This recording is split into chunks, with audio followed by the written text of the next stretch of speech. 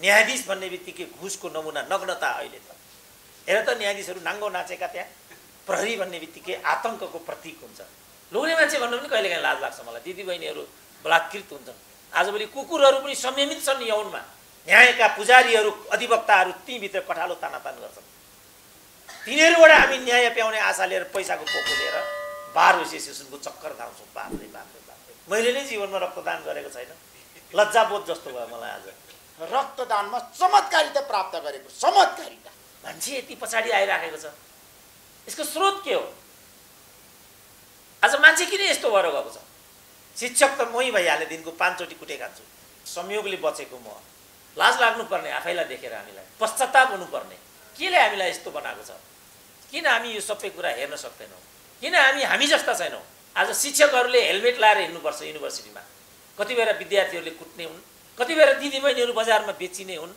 किन हामी उज्याला छैनौँ किन हामी भने जस्ता छैनौँ अहिले यहाँ आएर म भाषण गरिदिन सक्छु अस्तित्वको लागि हामीहरू अहिले पनि लडिराखेका छौँ एकपल्ट प्राप्त भएको यो जीवन गौरवशाली नहुनु भनेको मानव सभ्यताको वास्तवमा कलङ्क हो ऊ अछुत भइराखेको छ ऊ अपहेलित भइरहेछ ऊ बजारमा बेचिरहेछ मान्छे अब ऋषि धमला वर्षमा एकपटक तपाईँको लायन्स क्लबमा आएर म रक्तदान गर्न तयार छु त्यो मेरो घोषणा हो रहन सहन खानपान शिक्षा दीक्षा सबै कुरा हामीलाई बाहिरको नै मनपर्छ किनभने हाम्रो जीवनको लक्ष्य पनि बाहिर नै छ ज्योतिष विद्याले त्यो वैज्ञानिक छ त्यसले निर्दिष्ट गरेको दिन चन्द्रग्रहण लाग्छ सूर्यग्रहण लाग्छ यिनीहरूलाई साह्रै अर्थको गाह्रो भयो भने म दिइदिन्थेँ बरु 5-7 लाख रुपियाँ गोजीबाट रेड क्रस त नेपालमा सबैभन्दा भ्रष्ट संस्था भनेर अहिले पनि बजारमै छ लाखौँ करोडौँको इन्कम छ मलाई लाग्छ यो परिसरको कहाँ जान्छ होला त्यो पैसा किनभने अलमोस्ट मृत एउटा सङ्घारमा हामीहरू उभिए जस्तो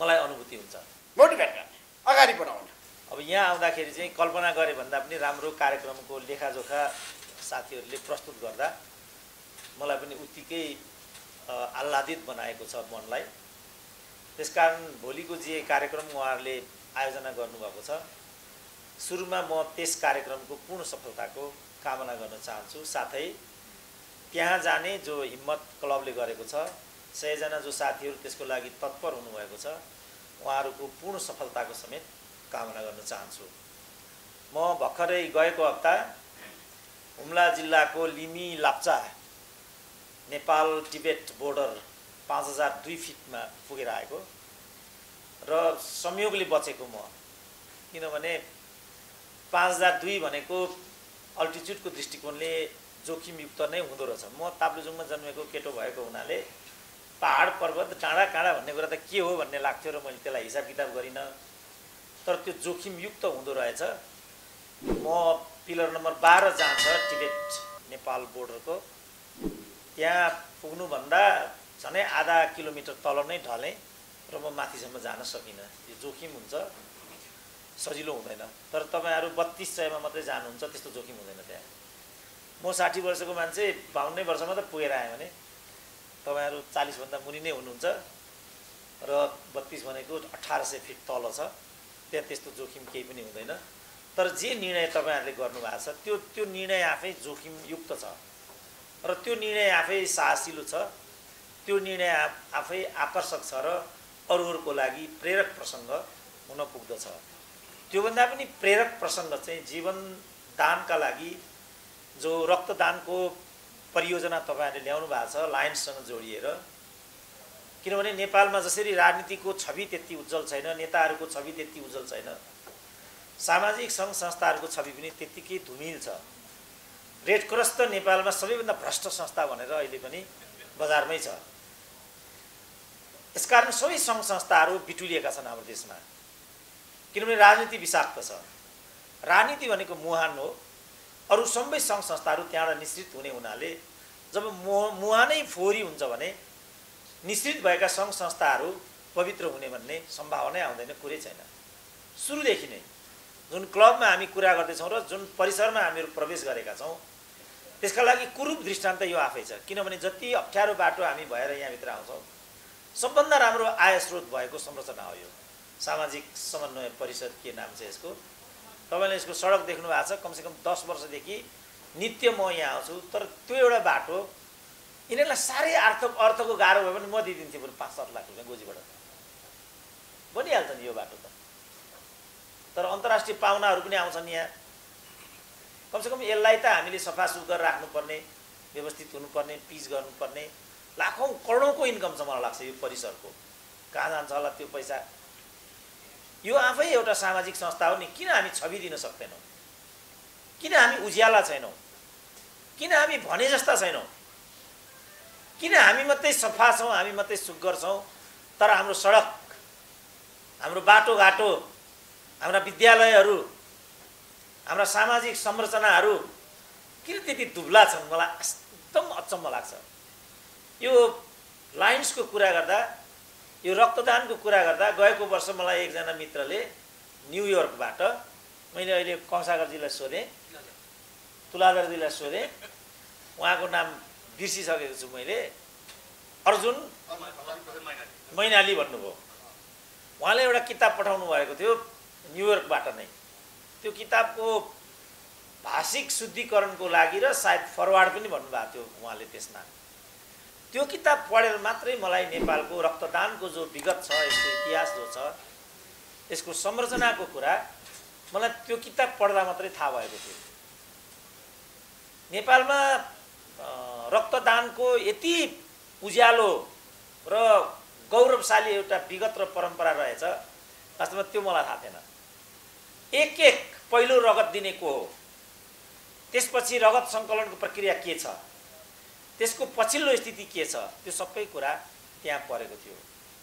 त्यसपछि उहाँले न्युयोर्कलाई बेस बनाएर कहिले अफ्रिका, कहिले युरोप, कहिले ल्याटिन अमेरिका, यी मुलुकहरूमा रक्तदानको विषयलाई सामाजिकीकरण गर्ने र जागरणको एउटा भावनालाई कसरी प्रेरक रूपमा अगाडि बढाउन सकिन्छ भन्ने कुराको उहाँ आफै एउटा प्रतिमूर्ति हुनुहुँदो रहेछ। अघि पनि कुरा आयो, अमेरिकीहरू अगाडि, अघि पनि कुरा आयो, युरोपियनहरू अगाडि, सबै कुराहरू आए। तर त्यहाँ पनि रगत दिनको लागि मानिसहरू ततर्किने, त्यहाँ पनि त्यसलाई अप्ठ्यारो विषयको रूपमा लिने, यो सामाजिक चिन्तन रहेछ। तर उहाँले चाहिँ ठाउँ ठाउँमा गइकन ठुल्ठुला मानिसहरू, राष्ट्रपति, प्रधानमन्त्रीहरूको समकक्षीमा उभिएर उनीहरूलाई पनि यो चेतना दिएर त्यो अभियानसँग जोडेर एउटा जागरणको काम, ठुलो खर्च फेरि त्यसमा उहाँको, निकै ठुलो खर्च, त्यो कल्पनै गर्न नसकिने खालको खर्च। जुन खर्चको बारेमा आज पनि यहाँ कुरा भयो, चान्तुन 7 लाखको कुरा भन्ने आयो, अहिले पनि त्यो 7 लाख उठिसकेको छैन भन्ने कुरा आयो। सजिलो कुरा छैन, किनभने पैसा निर्णायक हुन्छ। पैसा बिना वास्तवमा केही पनि कुरा गर्न सम्भव हुँदैन। तर त्यो कुरालाई ठुलो रूपमा हामी व्याख्या गर्दैनौँ, व्यवहारबाट चाहिँ ठुलै सिद्ध गर्छौँ। किनभने पैसाका लागि गोजीमा हात हाल्न त कोही पनि तत्पर हुँदैन, गाह्रो छ पैसा भन्ने चिज। भन्न चाहिँ फेरि सजिलो छ, के हो र पैसा भन्न चाहिँ सजिलो छ। अहिले यहाँ कुरा सुन्दाखेरि, उहाँहरूका सबै कुराहरू सुन्दाखेरि, लायन्सको कुरा, रक्तदानको कुरा, उहाँहरूको अभियानको कुरा, तात्कालिक रूपमा यस कार्यक्रमको कुरा, त्यसमा पनि जति ओजका साथ उहाँहरूले त्यो कुरा व्यक्त गर्नुभयो, ती कुराहरू सुन्दाखेरि साँच्चै नै मन फुरङ्ग हुन्छ, साँच्चै नै आनन्द जस्तो लाग्छ।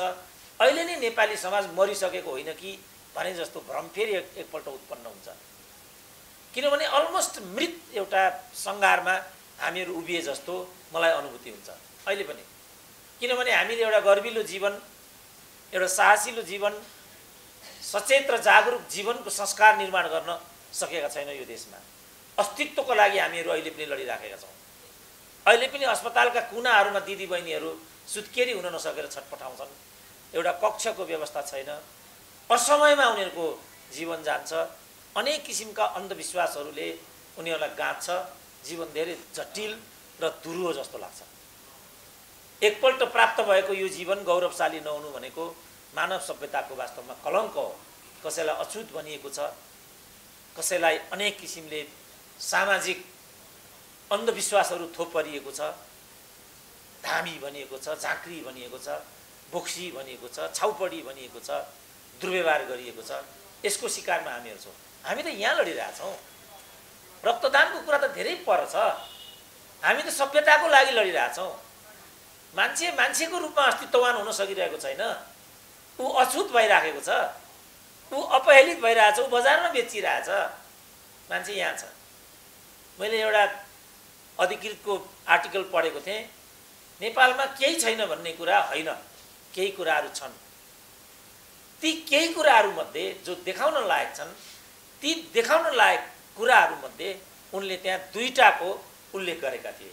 एउटा आमा समूह, अर्को सामुदायिक वन। यी दुईटा कुरा नेपालका लागि गौरवशाली कुरा हुन् भन्ने प्रस्तुति त्यहाँ थियो। आज मैले यो लायन्सको कुरा सुन्दा, यो रक्तदानको कुरा सुन्दा र यो प्रयास सुन्दाखेरि यी दुईटामा यो तेस्रोलाई पनि आबद्ध गराउनु पर्ने जस्तो मलाई लाग्यो। किनभने हामी सबै कुरा बाहिरबाट सिक्छौँ। हामी भाषा बाहिरको सिक्छौँ, हामी पहिरन पोसाक बाहिरको सिक्छौँ, बडी ल्याङ्ग्वेज हामीलाई बाहिरको नै मनपर्छ, रहन सहन खानपान शिक्षा दीक्षा सबै कुरा हामीलाई बाहिरको नै मनपर्छ। किनभने हाम्रो जीवनको लक्ष्य पनि बाहिर नै छ। हाम्रो शिक्षाको एउटा अवधारणा पनि बाहिरबाट नै प्रेरित छ। गुरुकुलीय शिक्षाको कुरा गर्दा, संस्कृत शिक्षाको कुरा गर्दा, हाम्रै देशमा प्रादुर्भाव भएका, यो पृथ्वीको यस भागमा प्रादुर्भाव भएका धार्मिक विश्वासहरूका र सूत्रहरूको कुरा गर्दा हामीहरू कम जस्तो मलाई कहिले पनि लाग्दैन। वसुदैव कुटुम्बकम, पापाय पुण्याय पापाय पीडाय, सर्वजन हिताय सर्वजन सुखाय, योभन्दा विश्वबन्धुत्वको भावना अर्को के हुन सक्छ? तर चुनौती कहाँ छ भने यो अनुसारको आचरण हामीले गरेका छौँ कि छैनौँ। अघि रेड क्रसको हामीले कुरा गऱ्यौँ, सामाजिक समन्वय परिषदको हामीले कुरा गऱ्यौँ, भृकुटी मण्डप परिसरको कुरा गऱ्यौँ। यसले हाम्रो पहिचानलाई उज्यालो बनाउँदैन, यसले हामीहरू भने जस्ता छौँ भन्ने देखाउँदैन, यसले वसुदैव कुटुम्बकमको भावनालाई देखाउँदैन। त्यसपछि हामीहरू पछि परेको सजिलै हामीहरूलाई उनीहरूले हेप्ने। किनभने हामी शिक्षाको लागि ती पुगेका छौँ, हामी ज्ञानको लागि ती पुगेका छौँ। अन्तरिक्षको परिकल्पना, औषधिको वनस्पतिको परिकल्पना, हाम्रा ज्योतिषहरूले हाम्रा पण्डितहरूले नै त अन्तरिक्षको परिकल्पना गरेका हुन्। उनीहरूले नै त अन्तरिक्ष त्यहाँ छ भनेर परिकल्पना गरेका हुन्। ज्योतिष विद्याले त्यो वैज्ञानिक छ, त्यसले निर्दिष्ट गरेको दिन चन्द्रग्रहण लाग्छ, सूर्यग्रहण लाग्छ, अरू कुराहरू हुन्छन्, थियो त्यही। तर त्यसलाई हामीले सार्थक बनाउन सकेनौँ। त्यसपछि हाम्रो ज्ञान पछि पर्दै गयो, हामीहरू परावलम्बी हुँदै गयौँ, हामीहरू परामुखपेक्षी हुँदै गयौँ। त्यसकारण हाम्रा वैद्यहरू, हाम्रा ज्योतिषहरू, हाम्रो पूर्वीय ज्ञान, त्यसको धरोहर, गौतम बुद्ध सानो नाम हो त? के कमी भयो र गौतम बुद्धमा? उनको ज्ञानले, उनको चेतनाले सिङ्गो मानव जगतलाई आज ढाकी मात्रै रहेको छैन, त्यो उड्दो मात्रामा छ, त्यसको प्रभाव बढ्दो मात्रामा छ। तर हामीहरूमध्ये कतिजना लुम्बिनी पुगेका छौँ, कतिजना कपिलवस्तु पुगेका छौँ र कतिजनाले देखेका छौँ त्यो परिसरको स्थिति के छ भनेर। गौतम बुद्ध परिसरबाट पैदा भएको काठको टुक्राभन्दा, इँटाको टुक्राभन्दा, जमिनको माटोभन्दा जापानका मान्छेहरू शिर झुकाउँछन्, पवित्र भूमिबाट आएको भनेर। तर त्यही कपिलवस्तुको परिसरमा जापानबाट आएको बौद्ध भिक्षुलाई हामीहरू पैसाको लागि ज्यान लिन्छौँ। लाज लाग्नुपर्ने आफैलाई देखेर, हामीलाई पश्चाताप हुनुपर्ने। तर हामीलाई अलिकति पनि बोध छैन, यो के भएको यस्तो? यही देशमा गौतम बुद्धको जन्म हुने, यही देशले गौतम बुद्धको सभ्यता दिने, धर्म दिने, तर यसले कसैलाई पनि प्रेरित गर्न नसक्ने। यो हाम्रो व्यवहार र यो हाम्रो सम्पदाको बिचमा के फरक छ? केले हामीलाई यस्तो बनाएको छ? किन हामी यो सबै कुरा हेर्न सक्दैनौँ? किन यो सब कुरालाई हामी परिणामदायी बनाउन सक्दैनौँ? किन हामी सुध्रेका छैनौँ? किन हामी बदलेका छैनौँ? किन हामी जस्ता छैनौँ? यी यावत प्रश्नहरू जब धर्मको कुरा आउँछ, जब समाजको कुरा आउँछ, जब सामाजिक अभियानको कुरा आउँछ, अक्सर मेरो मनमा खेल्ने गर्छ। आज शिक्षकहरूले हेलमेट लाएर हिँड्नुपर्छ युनिभर्सिटीमा, कति बेला विद्यार्थीहरूले कुट्ने हुन्, कति बेला पत्रकारहरूले चरित्र हत्या गर्ने हुन्, कति बेला दिदीबहिनीहरू बजारमा बेचिने हुन्। यहाँ त बिहा गरेर आफ्नो दुलहीलाई समेत बम्बईमा लगेर बेच्छ एउटा लोग्ने मान्छे। लोग्ने मान्छे भन्नु पनि कहिलेकाहीँ लाज लाग्छ मलाई। दिदीबहिनीहरू बलात्कृत हुन्छन्। आजभोलि कुकुरहरू पनि संयमित छन्, यौनमा संयमित भएर सडक काट्छन्। मान्छे यति पछाडि आइराखेको छ, यसको स्रोत के हो? आज मान्छे किन यस्तो भएर गएको छ? त्यसपछि मात्रै रगतदानको कुरा आउँछ, त्यसपछि मात्रै हामीले जीवनको बारेमा परिकल्पना गर्न सक्छौँ, त्यसपछि मात्रै जीवनको बोध हुन्छ। अघि प्रथम विश्वयुद्धको कुरा आयो, त्योभन्दा पनि महत्त्वपूर्ण कुरा चाहिँ किन प्रथम विश्वयुद्ध हुन्छ यो हो। गरिबीको कुरा आयो, किन गरिबी हुन्छ, झन् महत्त्वको कुरा छ। नेतृत्वको कुरा आयो, किन नेतृत्व गैर जिम्मेवार छ, झन् महत्त्वको कुरा हुन्छ।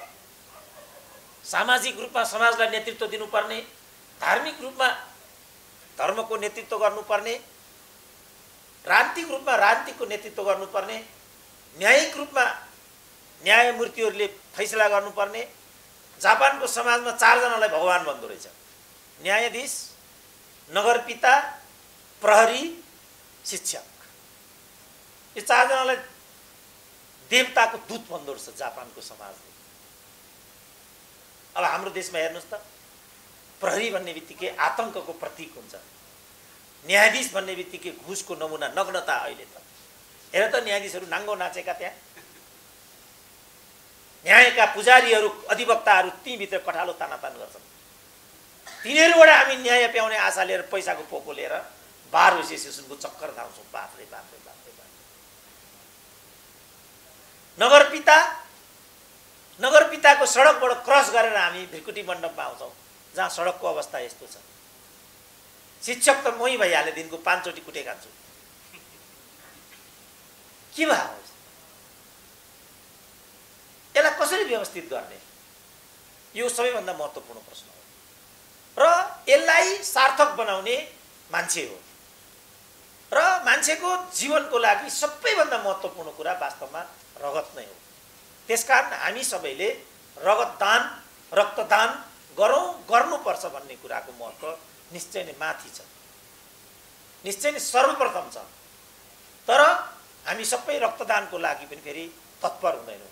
मैले नै जीवनमा रक्तदान गरेको छैन, लज्जाबोध जस्तो भयो मलाई। आज मलाई नै म नै उन्मुक्त छैन। म रक्तदानमा कति समस्या छन्, यो कसरी समस्याहीन कुरा हो र यो अझ दिइरहनुपर्छ, निरन्तर गरिरहनुपर्छ।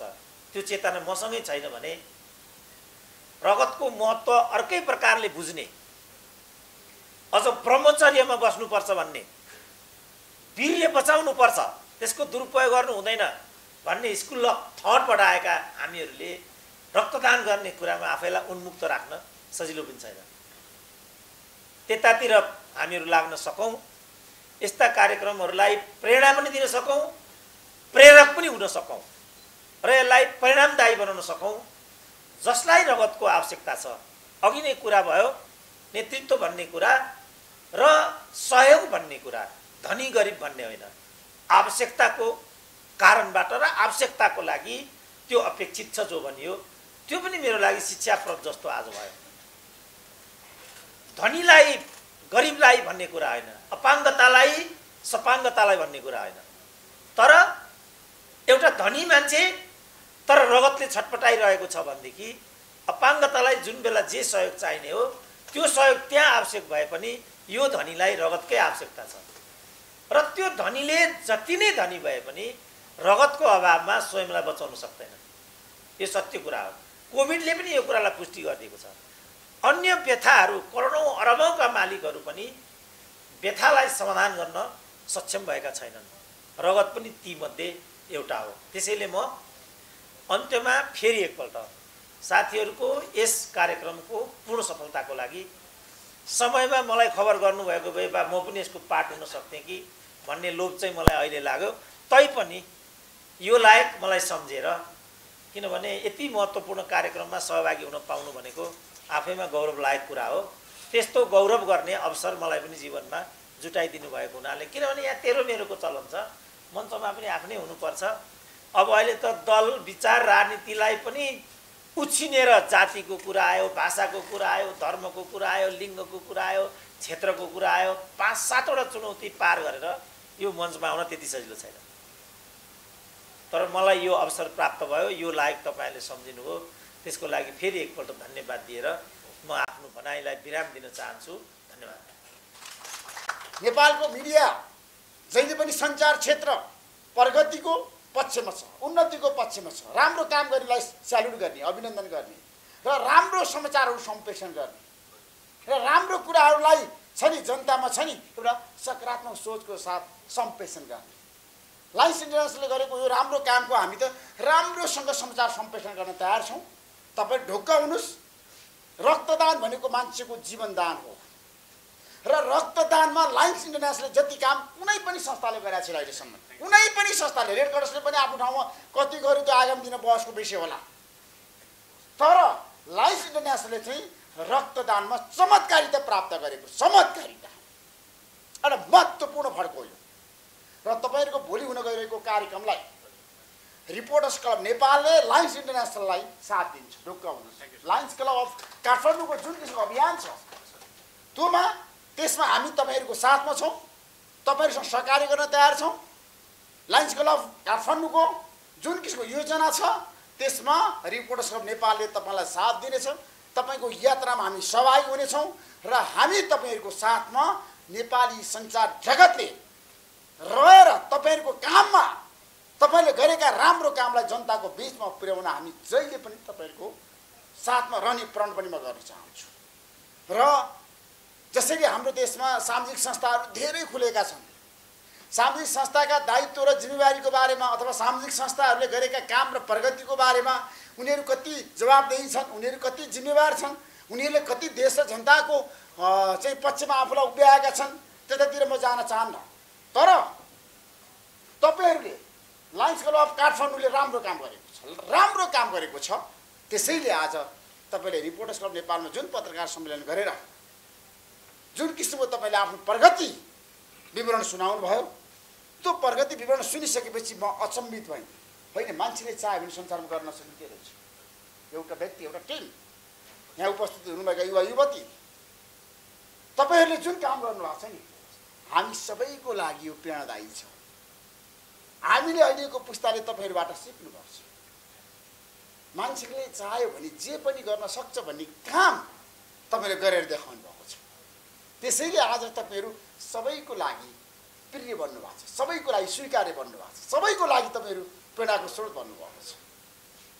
त्यसैले हेर्नु, सामाजिक काम गर्न गाह्रो छ, तर सामाजिक कामबाट प्राप्त हुने आनन्द यति मिठो हुन्छ, सन्तुष्टि प्राप्त हुन्छ, त्यसरी मान्छेलाई सफलता मिल्छ। त्यसैले सामाजिक काम गर्नको लागि मान्छेलाई भाषण गर्न सजिलो छ। अहिले यहाँ आएर म भाषण गरिदिन सक्छु, तर काम गर्न धेरै गाह्रो छ, मिहिनेत गर्न धेरै गाह्रो छ। मिहिनेतको फल हो तपाईँहरूको यो आजको प्रगति भन्छु म। तपाईँहरूले जुन किसिमको अहिलेको अवस्थामा भन्ने रगतको एकदम ठुलो समस्या छ, चरम अभाव छ रगतको। किन भन्दाखेरि कोरोनाको बेलामा डाक्टर सुरेन्द्र केसी सबै मान्छे, किनभने अहिलेको अवस्थामा पनि हामी कोरोनाबाट उन्मुक्ति पाइसकेका छैनौँ। कोरोनाले हरेक क्षेत्रलाई गाँजेको छ, हरेक क्षेत्रलाई समस्या पारेको छ। कोरोनाको सङ्क्रमण भएर मान्छे विश्व भएर निको भएर आउँदा पनि मान्छेहरूमा अहिले विभिन्न किसिमको रोगहरू देखिरहेछ। र ब्लड यति आवश्यक छ कि मान्छेहरूको लागि यति आवश्यक छ कि मान्छेले ब्लड बिना ऊ बाँच्नै सक्दैन। म कहाँ कति फोन आउँछ, ब्लड चाहियो, ब्लड चाहियो, ब्लड चाहियो। कसै तपाईँले भन्नु ब्लड चाहिने बित्तिकै प्राप्त हुने, त्यो सिर्जित हुने कुरा त होइन। त्यो पनि एउटा भण्डारण गर्नु पर्यो, सङ्कलन गर्नु पर्यो, त्यो राख्नु पर्यो। रक्तदान गर्न मान्छे तयार हुनु पर्यो। हामी कहाँ रक्तदान गर्न मान्छे कतिपय डराउँछन्, रक्तदान गरिसकेपछि म कमजोर हुने हो कि, मलाई कुनै रोग लाग्ने हो कि, मेरो आत्मबल कमजोर हुने हो कि भन्ने सोच पनि छ रक्तदान गरिसकेपछि मान्छेमा। तर रक्तदान गरिसकेपछि मान्छे झन् एकदम सृजनशील हुन्छ। रक्तदान गरिसकेपछि मान्छेको दिमाग सृजनशील हुन्छ, ऊ एकदम स्वस्थ हुन्छ, तपाईँले हेल्दी हुन्छ। किनभने रक्तदान एकपल्ट गरेर हेर्नुहोस् त, त्यो मान्छे कति हेल्दी हुन्छ, त्यो मान्छे कति सृजनशील हुन्छ, त्यो मान्छेमा कति एउटा सोच्ने शक्ति अभिवृद्धि हुन्छ। त्यसैले रक्तदान मान्छेको जीवनको अनिवार्य आवश्यकता छ। आज म तपाईँ लागेर गर्न चाहन्छु, सबैलाई, देशभरिका जनतालाई भन्न चाहन्छु, तपाईँ रक्तदान गर्नुहोस्, रक्तदानबाट कहिले पनि नडराउनु। जसले रक्तदान गर्छ त्यो मान्छे स्वस्थ हुन्छ, त्यो मान्छेले काम गर्न सक्छ, त्यो मान्छेले अरूलाई पनि बचाउन सक्छ, आफू पनि बाँच्न सक्छ। किन मान्छे म मात्रै बाँचेर भएन क्या, डाक्टर सुरेन्द्र केसीले ऋषि धमला मात्रै बाँचेर भएन, अरू पनि बाँच्नु पर्छ। अरूलाई बचाउन हामीले रक्तदान गर्नै पर्छ। रक्तदानबाट मात्रै मान्छे सफल हुन सक्छ र उसले अरूलाई बचाउन सक्छ, अरूको जीवन रक्षा गर्न सक्छ। त्यसैले मैले पनि एउटा सोच बनाएको छु। विगतमा म रक्तदान भएपछि अत्यन्तै डराउँथेँ, एकदम डर लाग्यो। रक्तदान गरेपछि मलाई के हुन्छ र ओहो मेरो त रगत जाने भयो, म त कमजोर बनियो भन्ने बेला सोच आउँथ्यो। अब रक्तदान गर्नुपर्छ भन्ने मलाई सोच किन पलायो भने रक्तदानले मलाई झन् एकदम स्मृति दिने, हेल्दी बनाउने, स्वस्थ हुने मान्छे र सृजनशीलता दिने, एकदम सोच्न शक्ति मान्छेको बढ्ने र मान्छेमा छ नि एकदम सृजनका एकदम आत्मबल दह्रो हुने, एकदम ओहो एकदम मान्छे हलुङ्गो हुने क्या शरीर रक्तदान गरिसकेपछि। अब मैले एउटा सोच के बनाएको छु भने सकेसम्म 6 महिनामा नभए पनि 1 वर्षमा 1 पटक चाहिँ रक्तदान गर्ने। म पनि तपाईँहरूको साथमा छु, लाइन्ससँग छु है, तपाईँ ढुक्क हुनुहोस्। अब ऋषि धमला वर्षमा 1 पटक तपाईँको लाइन्स क्लबमा आएर म रक्तदान गर्न तयार छु। त्यो मेरो घोषणा हो। डाक्टर सुरेन्द्र केसी सबैलाई हामीले चाहिँ रक्तदान गर्नलाई उत्प्रेरित गर्ने क्या। आउनुहोस् रक्तदान गर्नुहोस्, मान्छेलाई बचाउनुहोस्, जीवनदान दिनुहोस्, मोटिभेट गर्ने, अगाडि बढाउनु। त्यसैले आज म निकै उत्साहित छु, खुसी पनि छु। म लामो भाषण गर्न चाहन्न, किनभने तपाईँहरू सबैलाई थाहा छ लायन्स इन्टरनेसनल भनेको चाहिँ यो राजनीतिक संस्था होइन, यो गैर राजनीतिक संस्था हो, यो सामाजिक संस्था हो। यसको उत्तरदायित्व जिम्मेवारी भनेको समाजप्रति छ, देशप्रति छ, जनताप्रति छ। सामाजिक भावनाबाट ओतप्रोत भएको संस्था हो। त्यसैले आजको दिन एउटा मैले प्रण गरेको छु, एउटा उद्घोष गरेको छु, घोषणा गरेको छु। अब वर्षमा 1 पटक ऋषि धमलाले लाइन्समा गएर रक्तदान गर्नेछ, तपाईँहरूको साथमा रहनेछ। तपाईँहरूको योजनालाई, तपाईँहरूको कार्यक्रमलाई, तपाईँहरूको गतिविधिलाई राष्ट्रियकरण गर्नको लागि मैले सहयोग गर्नेछु र तपाईँहरूको साथमा रहने प्रण गर्दै आगामी दिनमा तपाईँहरूको अभियानलाई पूर्ण रूपमा सहयोग र समर्थन गर्ने उद्घोष पनि गर्न चाहन्छु। हस्त नमस्कार।